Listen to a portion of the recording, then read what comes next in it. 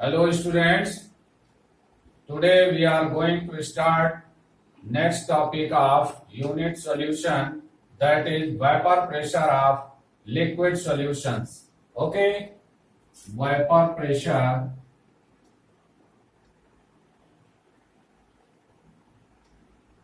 of liquid solutions. So the first question is, what is vapor pressure? What is vapor pressure?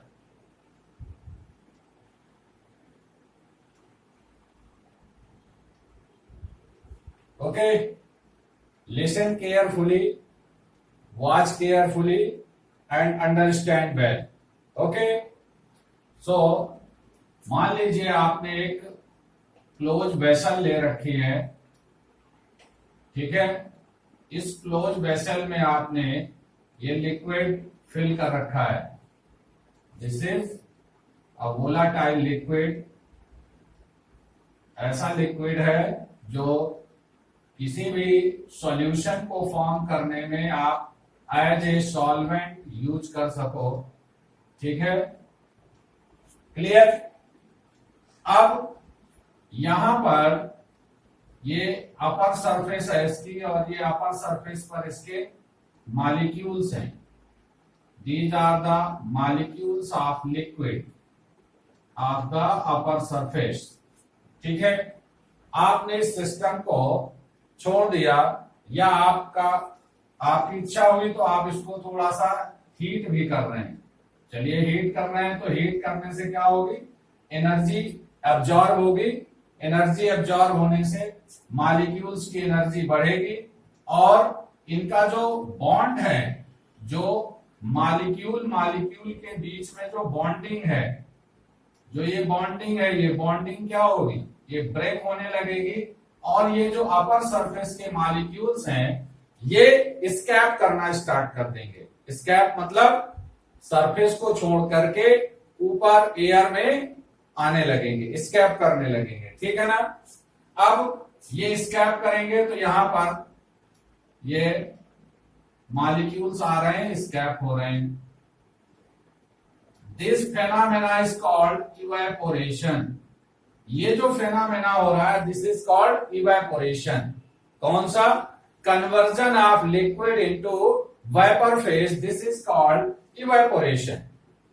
Now जैसे evaporation हो रहा है, तो evaporation में vapour liquid को लीव करके, स्केप करके जब ऊपर आती है, तो वो मॉलिक्यूल क्या करते हैं, एनर्जी को रिलीज करते हैं सराउंडिंग में। तो इसके सराउंडिंग में यहां अंदर जो कुछ भी है, या ये कंटेनर है, ये मॉलिक्यूल उस सराउंडिंग को एनर्जी रिलीज करेंगे। एनर्जी रिलीज करेंगे तो क्या होगा, कंडेंसेशन स्टार्ट हो जाएगा, ठीक है ना। और कंडेंसेशन स्टार्ट होगा तो ये मॉलिक्यूल वापस वेपर फेज से लिक्विड फेज में आने लगेंगे। पहले क्या हो रहा था, इवेपोरेशन हो रहा था, ठीक है ना। This is evaporation. Evaporation.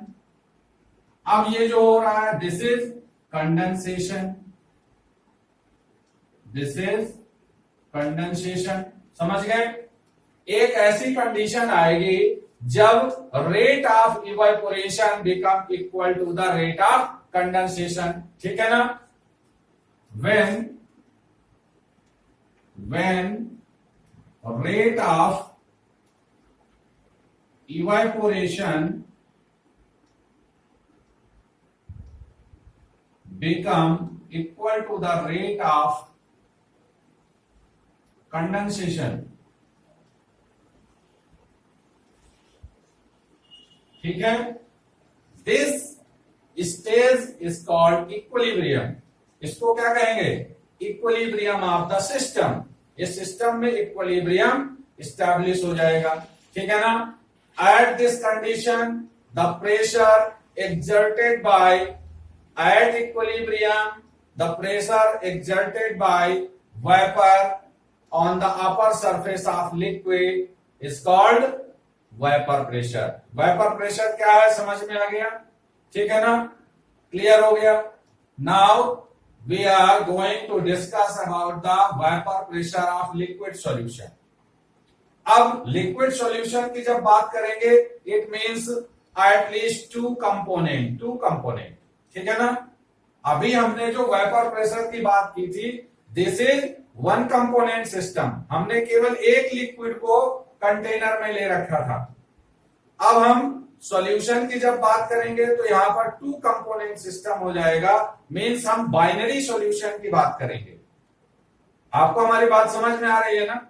Binary solution means जिसमें one component is solvent and another component is a solute, जिसमें एक सॉल्वेंट होगा, एक सॉल्यूट होगा। ऐसा हो सकता है कि जो सॉल्वेंट और सॉल्यूट है वो दोनों ही लिक्विड स्टेट में हो। ये भी हो सकता है कि जो सॉल्वेंट है वो आपका लिक्विड स्टेट में है और जो सॉल्यूट है वो सॉलिड स्टेट में है। दोनों कंडीशन हो सकती है। तो अब हम आगे जो डिस्कस करने जा रहे हैं वो बाइनरी सॉल्यूशन के वेपर प्रेशर के बारे में डिस्कस करेंगे, ठीक है ना, क्लियर।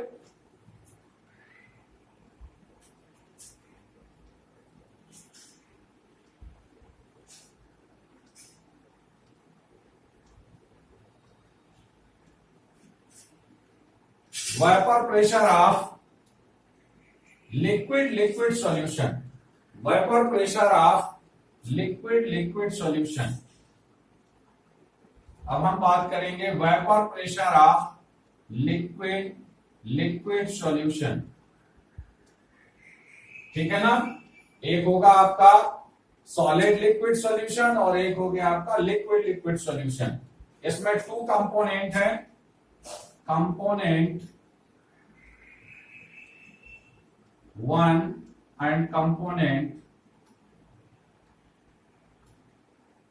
2, ठीक है ना। कंपोनेंट 1 ये भी लिक्विड है, कंपोनेंट 2 ये भी लिक्विड है। ध्यान रहे यहां पर हम एक ऐसा केस लेने जा रहे हैं जहां पर कंपोनेंट 1 जो लिक्विड है, दिस इज लेस वोलाटाइल। कैसा है ये? Less volatile. इसकी वेपर कम बनती है उस टेम्परेचर पर या सेम टेम्परेचर पर। अगर मान लीजिए हमने कहा 325 केल्विन टेम्परेचर पर, तो अगर इसका वेपर प्रेशर मान लीजिए 100 mm है, तो इसका वेपर प्रेशर क्या होगा? 150 mm होगा। मींस इससे ज्यादा इसका वेपर प्रेशर हो गया, इसका मतलब इसका वेपर कम बन रहा है, इसकी वेपर ज्यादा बन रही है। तो ये मोर वोलाटाइल हो गया, ये लेस वोलाटाइल हो गया। Less volatile, more volatile. आपको हमारी बात समझ में आ रही होगी। हमने एक ऐसा केस लिया हुआ है जिसमें कंपोनेंट 1 क्या है, वो भी लिक्विड है, कंपोनेंट 2 भी लिक्विड है, but component 1 is less volatile the component 2। ठीक है ना, हम इसकी बात कर रहे हैं, आप ध्यान रखिएगा। क्लियर? अच्छा, इससे पहले हम थोड़ा सा और डिस्कस कर लेते हैं। क्या डिस्कशन है? डिस्कशन है राउल्ट्स लॉ।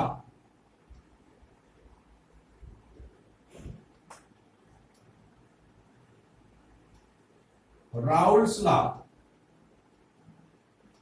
राउल्ट ने जो ऑब्जर्वेशन किया, उस ऑब्जर्वेशन के बेस पर राउल्ट ने बताया कि the partial vapour pressure is directly proportional to mole fraction of the liquid. किसी लिक्विड सॉल्यूशन में जो लिक्विड 1 का जो पार्शियल प्रेशर होगा, लिक्विड 1 के मोल फ्रैक्शन के डायरेक्टली प्रोपोर्शनल होगा। लिक्विड 2 का जो पार्शियल प्रेशर होगा वो लिक्विड 2 के मोल फ्रैक्शन के डायरेक्टली प्रोपोर्शनल होगा। आपको इस बात का ध्यान रखना है, ठीक है ना। बात समझ में आ रही है? क्लियर? अब हम आगे बात करते हैं। ये राउल्ट्स लॉ की बात हो गई, ठीक है। देखिए जरा, हमने 2 लिक्विड यहां पर मिक्स कर दिए हैं।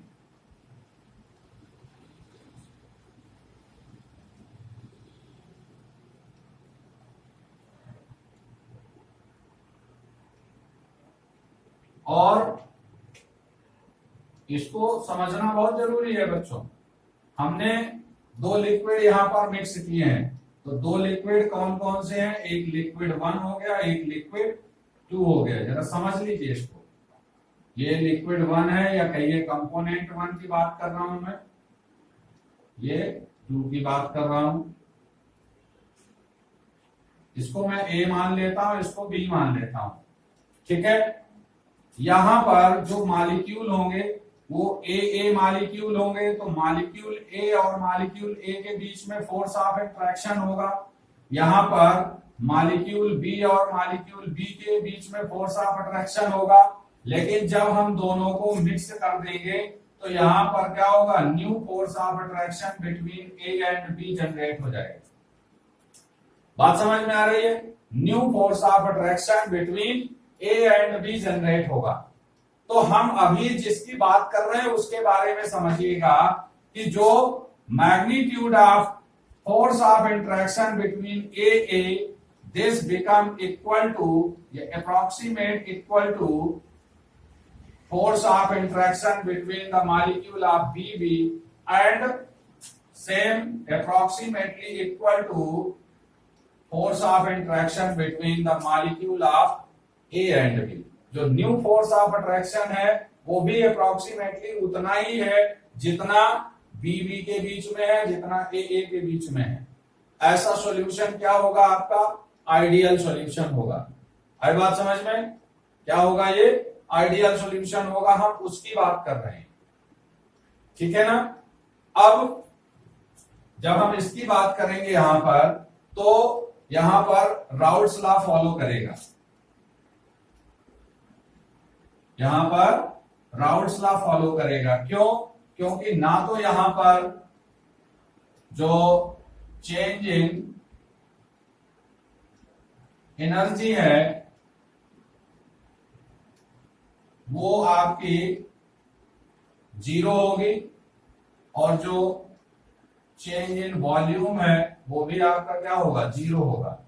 मतलब कहने का ये हो गया कि जब ए और बी को मिक्स किया जाएगा, ना तो उसके एनर्जी में कोई चेंज आएगा और ना ही उसके वॉल्यूम में कोई चेंज आएगा। जितना दोनों का वॉल्यूम का सम होगा उतना ही न्यू वॉल्यूम क्रिएट हो जाएगा, और यहां एनर्जी में कोई चेंज नहीं आएगा।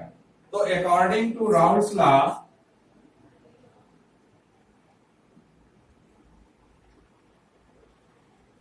according to Raoult's law, the partial vapor pressure। अच्छा, अब न्यू वर्ड आ गया एक आपके लिए, partial vapour pressure. Partial vapour pressure, ठीक है ना। पार्शियल वेपर प्रेशर आ गया न्यू वर्ड। तो पार्शियल वेपर प्रेशर कब कहेंगे? जब यहां पर मोर देन 1 कंपोनेंट हो गया। तो क्या होगा? यहां पर कुछ वेपर यहां पर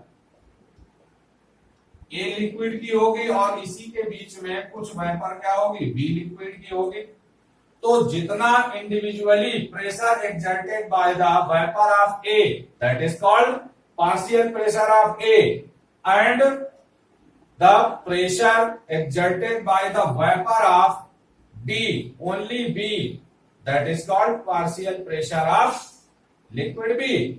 बात समझ में आ गई? जब किसी लिक्विड मिक्सचर में मोर देन 1 लिक्विड मिक्स होंगे तो हर एक लिक्विड का अपना एक इंडिविजुअल वेपर प्रेशर आएगा। तो वो जो इंडिविजुअल वेपर प्रेशर है that is called partial pressure. उसी पार्शियल प्रेशर के बारे में राउल्ट्स लॉ बताता है। राउल्ट्स लॉ एक रिलेशन देता है पार्शियल वेपर प्रेशर और मोल फ्रैक्शन के बीच में, ठीक है ना। According to Raoult's law, the partial vapor pressure of a liquid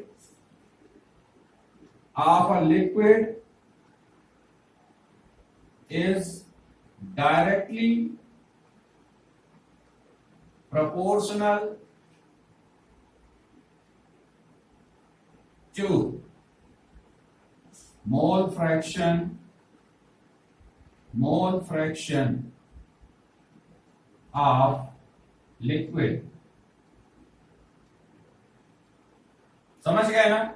means अगर पार्शियल प्रेशर ऑफ लिक्विड 1 क्या है, P1 है, या मान लीजिए लिक्विड की बात करें, अभी 1 2 ना करें, तो Pi is directly proportional to क्या हो जाएगा, Xi, where Pi is the partial pressure of liquid and Xi is the mole fraction of liquid। ठीक है ना।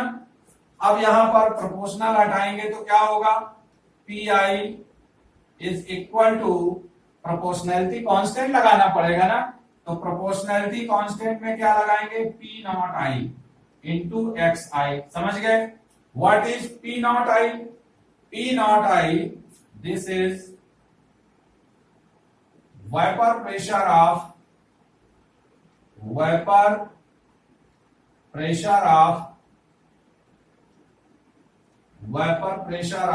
pure liquid at same temperature। समझ गए। टेम्परेचर चेंज नहीं होना चाहिए। अगर आपने 350 केल्विन टेम्परेचर रखा हुआ है सिस्टम का, तो 350 केल्विन टेम्परेचर पर जब आपने लिक्विड को लोनली ले रखा होगा, उस समय जो उसका वेपर प्रेशर होगा 350 में, that is vapour pressure of liquid in pure form. उसी वैल्यू को हम वहां यूज करेंगे जब हम उस लिक्विड को किसी दूसरे लिक्विड के साथ मिक्स कर देंगे और हम उस वेपर प्रेशर को मेजर करेंगे 350 केल्विन टेम्परेचर पर। टेम्परेचर नहीं बदलना है हमको। बात समझ में आ गई कि नहीं आ गई, ठीक है ना। तो इस तरीके से ये फॉर्मूला आ गया। अब देखिए यहां पर चूंकि 2 कंपोनेंट सिस्टम है, तो 2 कंपोनेंट सिस्टम के लिए हम क्या करेंगे, 2 कंपोनेंट सिस्टम के लिए दोनों का पार्शियल प्रेशर लिखेंगे। तो कंपोनेंट 1 का जो पार्शियल प्रेशर है, या कंपोनेंट ए जो है, उसका पार्शियल प्रेशर हो गया P1 is directly proportional to X1। ठीक है। तो यहां पर P1 इज इक्वल टू क्या हो जाएगा, P01 X1। ठीक है ना। इसी तरह से P2, this is partial pressure of component 2, और you can say partial pressure of liquid B. समझ रहे हैं ना। This is the partial pressure of liquid B, और you can say the partial pressure of component 2। और हमने पहले ही एक बात और याद दिला दे रहा हूं, पहले हमने मान रखा है कि component 2 is more volatile than the component 1, तो ये ज्यादा वोलाटाइल है, ध्यान रखिएगा।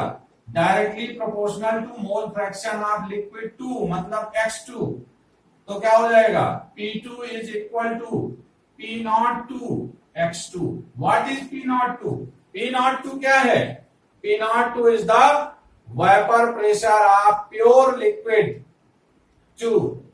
लिक्विड 2 का प्योर फॉर्म में वेपर प्रेशर है एट द सेम टेम्परेचर। 350 अगर हमने बात कर रहे हैं तो 350 की ही बात करेंगे। 350 में ये भी, 350 में ये भी। समझ गए। टेम्परेचर नहीं बदलना है, टेम्परेचर बदल जाएगा तो राउल्ट्स लॉ फॉलो नहीं करेगा। क्लियर हो रहा है आपको। अब यहां पर देखिए हमने कंपोनेंट सिस्टम को हमने क्या कर रखा है, सिस्टम को हमने क्लोज कर रखा है, क्लोज सिस्टम बना रखा है। जब हमने क्लोज सिस्टम बना रखा है यहां पर, तो क्या होगा, पार्शियल प्रेशर 1 और पार्शियल प्रेशर 2, मतलब P1 और P2 दोनों के का जो है, जो प्रेशर है वो इस कंटेनर पर एग्जर्ट होगा ना, होगा कि नहीं होगा, बिल्कुल होगा, यस। तो दोनों का प्रेशर मिलाकर के क्या बन जाएगा, P टोटल। P टोटल, समझ गए। P टोटल कितना होगा, तो P टोटल निकालने के लिए हम क्या करेंगे, डाल्टन्स लॉ लगा देंगे यहां पर। Dalton's law of partial pressure, Dalton's law of partial pressure. आपने 11th में पढ़ा था ना कि अगर किसी कंटेनर में 2 और more than 2 non reactive gases भरी हुई है, तो कंटेनर पर लगने वाला टोटल प्रेशर उन सारी गैसेस के पार्शियल प्रेशर के एल्जेब्रिक सम के इक्वल होगा। Means if there are three gases are filled in a container and their partial pressures are P1, P2 and P3 and total pressure is P, then P is equal to P1 plus P2 plus P3। तो यहां पर क्या हुआ, to component system है, दो तरह की गैसें हुई ना, दो तरह की वेपर है, वेपर मींस गैसियस फेज में आया ना, तो यहां पर जो टोटल प्रेशर होगा वो क्या होगा, पार्शियल प्रेशर 1 और पार्शियल प्रेशर 2 के इक्वल होगा ना, this is equal to the P1 plus P2। Now put the value of P1 and P2 in the equation. What is the value of P1, this is P01 x1 plus value of P2 P02 and x2। ठीक है, now you know very well the sum of mole fraction of all component in the system are always equal to 1। किसी system में जितने भी component हैं उन सभी component के मोल फ्रैक्शन का जो सम होता है वो 1 के इक्वल होता है। अब यहां पर क्या है, टू कंपोनेंट है, तो x1 plus x2 is equal to क्या होगा, 1 होगा, तो x1 इज इक्वल टू क्या हो जाएगा, 1 माइनस x2 होगा। Now put the value of x1 in this equation, so P total is equal to P01 into 1 minus x2 plus P20 into x2। अब आप यहां पर मल्टीप्लाई कर दीजिए, P10 minus P10 x2 plus P20 x2। ठीक है ना, x2 क्या हो जाएगा, कॉमन हो जाएगा, माइनस कॉमन ले लीजिए। Now P10 minus x2 common ले लिया तो क्या हो गया, P10 माइनस P20। समझ गए, this is the formula for calculating P total को कैलकुलेट करने का ये आपका फॉर्मूला हो गया। अब इसी इक्वेशन के बेस पर हम कुछ प्रेडिक्शन करेंगे, ठीक है ना, कुछ कंक्लूजन निकालेंगे। कंक्लूजन क्या होगा, देखिए जरा, आपको यहाँ फार्मूले में क्या दिख रहा है, P10 दिख रहा है, P10 दिख रहा है, P20 दिख रहा है, दो ही कंपोनेंट है, दोनों के प्योर फॉर्म के वेपर प्रेशर आपको पता होना चाहिए, तभी आप P टोटल निकाल पाएंगे। मोल फ्रैक्शन में देखिए केवल एक ही कंपोनेंट का मोल फ्रैक्शन आपको पता हो तो आप उसका P टोटल निकाल सकते हैं। तो P टोटल जो है वो किसी बाइनरी सॉल्यूशन का, लिक्विड सॉल्यूशन का जो P टोटल है, it is dependent on the mole fraction of only one component. किसी एक कंपोनेंट का अगर मोल फ्रैक्शन हमको पता होगा तो हम P टोटल निकाल लेंगे। जैसे हमने यहाँ x1 की वैल्यू 1 माइनस x2 रखी है, ऐसे हम यहाँ x2 की वैल्यू 1 माइनस x1 भी रख सकते हैं। समझ रहे हैं, तो x1 या x2 कोई भी पता होगा तो हम कैलकुलेट कर लेंगे, या हम नहीं इस फार्मूले को चेंज करते, हमें x1 पता है और हम यहाँ पर x2 निकालना चाहेंगे तो x2 is equal to 1 minus x1 करके x2 की वैल्यू निकाल के यहाँ पुट कर देंगे, हो जाएगा। किसी एक कंपोनेंट का अगर मुझे मोल फ्रैक्शन पता होगा तो, और साथ साथ मुझे प्योर फॉर्म में, दोनों लिक्विड के प्योर फॉर्म में वेपर प्रेशर पता होने चाहिए। दूसरी बात क्या है कि जो टोटल प्रेशर है, यहां पर जो टोटल प्रेशर आएगा सिस्टम के अंदर, वो डिपेंड करेगा किस पर, वो किस पर डिपेंड करेगा, वो इंक्रीज करेगा या डिक्रीज करेगा, ये डिपेंड करेगा किस पर, मोल फ्रैक्शन ऑफ कंपोनेंट 1 पर। समझ गए ना, ठीक है। अगर हम यहां पर ग्राफ प्लॉट करें तो ग्राफ प्लॉट करने पर देखिए जरा, थोड़ा इसको भी ध्यान से समझिए, आपने नोट कर लिया होगा। चलिए देखते हैं, यहां पर ग्राफ प्लॉट करते हैं। जब ग्राफ प्लॉट किया जाता है तो किसके बीच में प्लॉट होता है ग्राफ, जब बात हो रही है वेपर प्रेशर की तो वेपर प्रेशर और मोल फ्रैक्शन, ठीक है ना, वेपर प्रेशर और मोल फ्रैक्शन के बीच में ही ग्राफ प्लॉट होगा। तो यहाँ टू कंपोनेंट सिस्टम है, तो देखिए एक्स एक्सिस में तो हम क्या ले रहे हैं, मोल फ्रैक्शन, मोल फ्रैक्शन ले लिया, और ये जो y एक्सिस है यहां पर हमने क्या ले लिया है, वेपर प्रेशर, वेपर प्रेशर, ठीक है ना, वेपर प्रेशर ले लिया। एक हमने चूंकि लिक्विड 2 है तो लिक्विड 1 के का वेपर प्रेशर इस साइड हो जाएगा और यहां पर लिक्विड 2 का वेपर प्रेशर हो जाएगा। ऐसा कर सकते हैं, या 2 कंपोनेंट है, एक का इधर कर लिया एक का इधर कर लिया।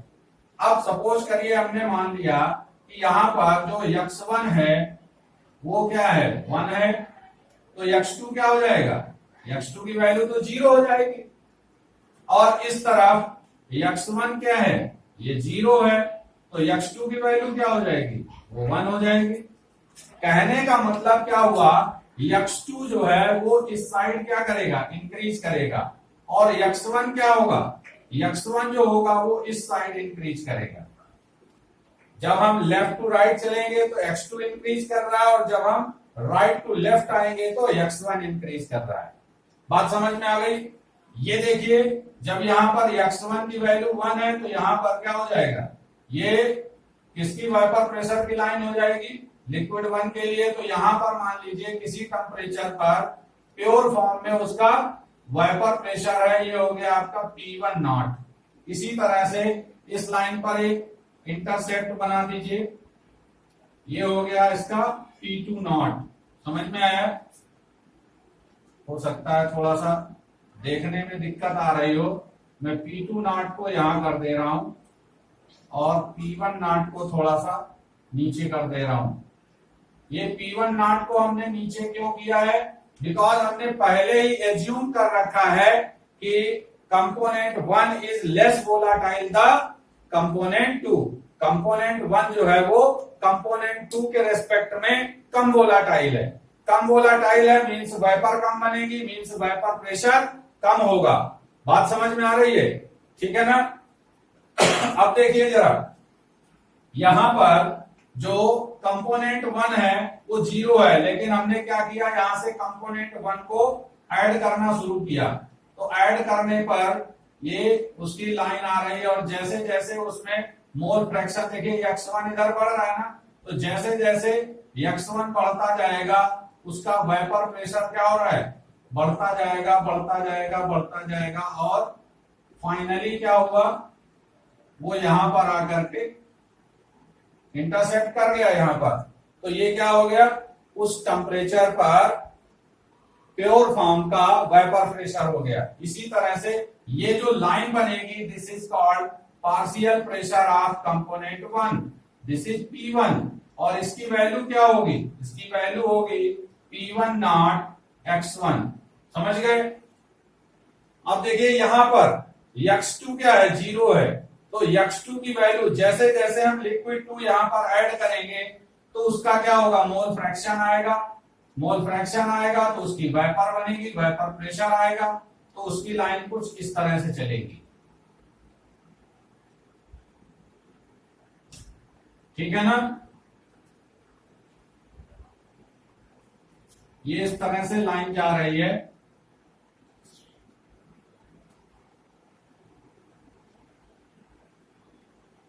क्लियर।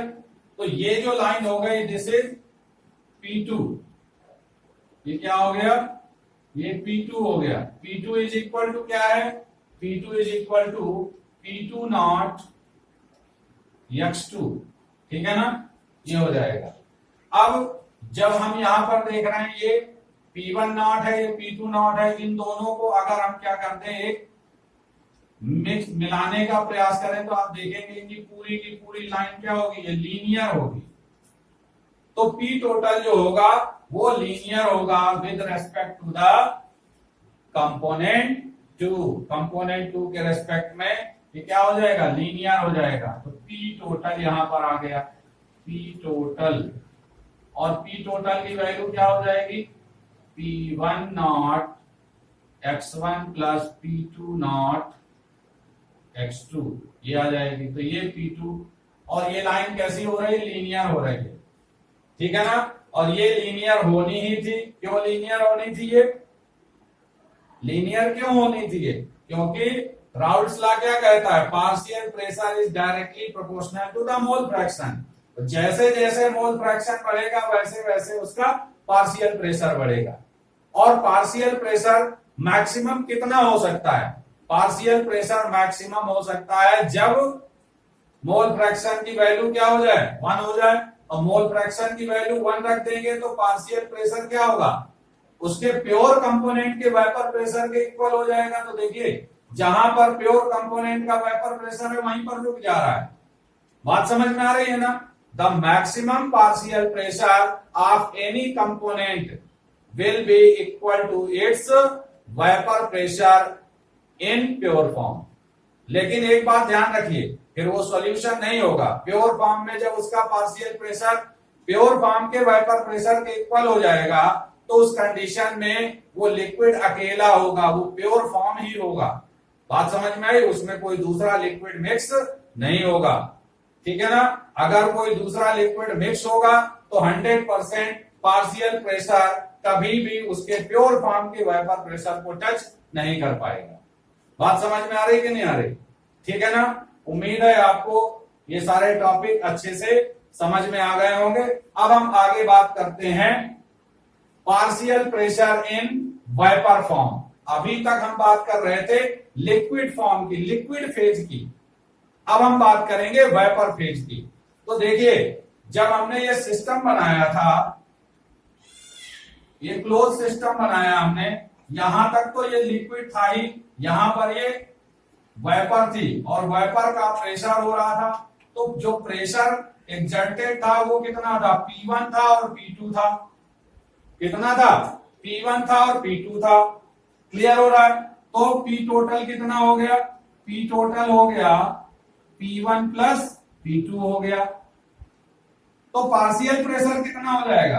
पार्शियल प्रेशर क्या हो जाएगा? अगर हम वेपर फेज पर लिक्विड के या कंपोनेंट के वेपर फेज के मोल फ्रैक्शन को y1 और y2 मान लें, y1 और y2 मान लें, ठीक है ना? तो वहां पर जो फार्मूला लगेगा वो क्या हो जाएगा? वो हो जाएगा P1 is equal to y1 P total into y1। समझ रहे हैं ना? उसी तरह का फार्मूला लगेगा ना। P1 is equal to P1 nought into x1। x1 क्या है? Mole fraction in liquid phase. ये y1 क्या है? y1 is the mole fraction in vapour phase. और vapour phase total vapour pressure है, मैक्सिमम वेपर प्रेशर है, वो क्या हो जाएगा? P टोटल के इक्वल होगा। तो ये मल्टीप्लाई करके निकाल देंगे। तो इस तरह से देखिए यहां पर y1 इज इक्वल टू क्या हो जाएगा? y1 इज इक्वल टू हो जाएगा P1 अपान P टोटल। इसी तरह से y2 इज इक्वल टू क्या हो जाएगा? P2 अपान P टोटल।